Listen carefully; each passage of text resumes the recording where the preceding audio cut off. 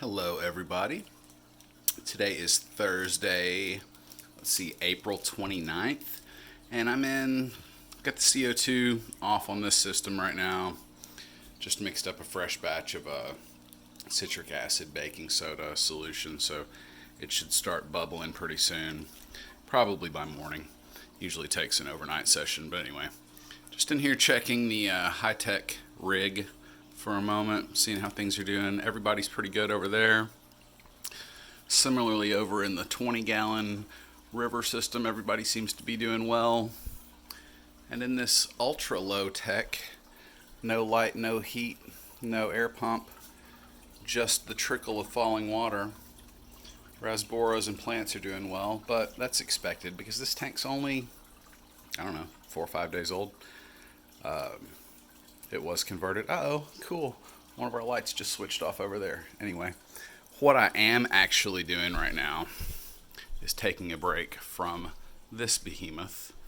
The upper tank up here, over the last few days, I don't know, maybe week, I've been tearing it apart and taking some of its components and putting them here, there, and everywhere.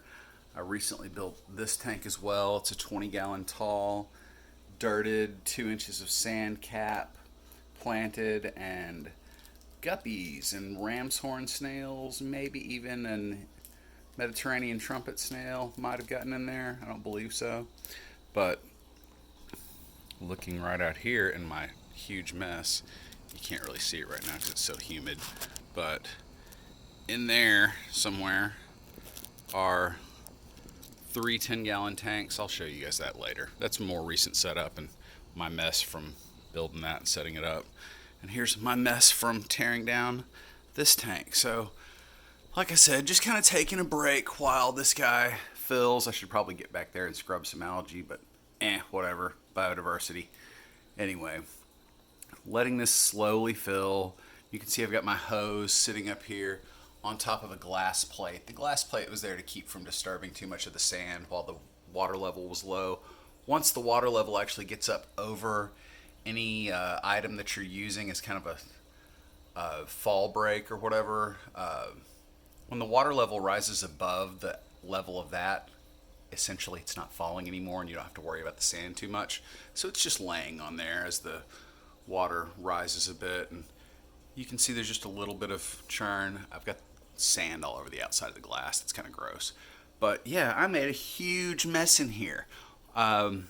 As I was attempting to lift a 50-pound bag up over my head while standing on a ladder that was there, I dropped it.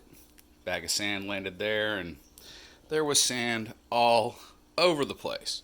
So I got to spend the next 15-20 minutes cleaning up a lot of stuff and getting stuff. I mean, there's literally wet sand on the side of that aquarium's glass. There's just stuff everywhere. So anyway, I can't wait to get this project a little more complete, get the hose back outside, move that cat condo back to a more sensible location. It was actually holding a lot of my stuff earlier, so I could reach it when I was on the ladder. But yeah, hanging out, waiting, watching water fill, watching stuff go around, checking out the gups while they're doing it. And I guess I could give you guys a little peek. If you follow me on the Facebooks, you might have seen this already, but I converted my son's 20-gallon Gourami tank to a 29-gallon that a friend of mine was kind enough to give me. And sorry, chewing down a ice cream candy bar. But yeah, this thing's doing pretty well, and I think, oh yeah, no, main lighting, no, all of them are on. Yeah, so this, you might not believe it, but the 2 small angled lights were like $18 on Amazon. The other light was $9 and change at Walmart. And for less than $30, that is some wicked par value. I don't know about you guys, but that's like rocking. The filter back there is kind of homely looking, but hopefully most folks will be taller than me, meaning they're going to be in the 6 foot something range or higher. But yeah. Anyway, I'm totally digging this. Totally love watching these gouramis. totally not enjoying the little housefly that got in while my door's open. But yeah, go back over here, check what's going on this guy one more time, and then I'll sign off. Yeah, that tank's hanging out doing its thing. This tank hanging out doing its thing, awaiting it.